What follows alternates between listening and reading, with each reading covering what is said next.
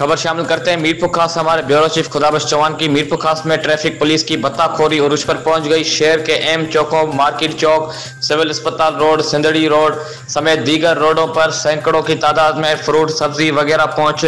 बेचने वाले रेडी वालों को 200 रुपए फी किस भत्ते के एवज ट्रैफिक पुलिस के बड़े मुंशी ने इजाजत दे दी, तो दूसरी जानब ट्रैफिक कानून पर अमल कराने वाले शरीफ मजदूर जो अपना रक्षा चलाकर हक हलाल की रोजी कमाते हैं, 100 रुपए रोजाना ना देने पर ट्रैफिक पुलिस के मुंशी ने गुज़श्ता 2 रोज से उनके रक्षा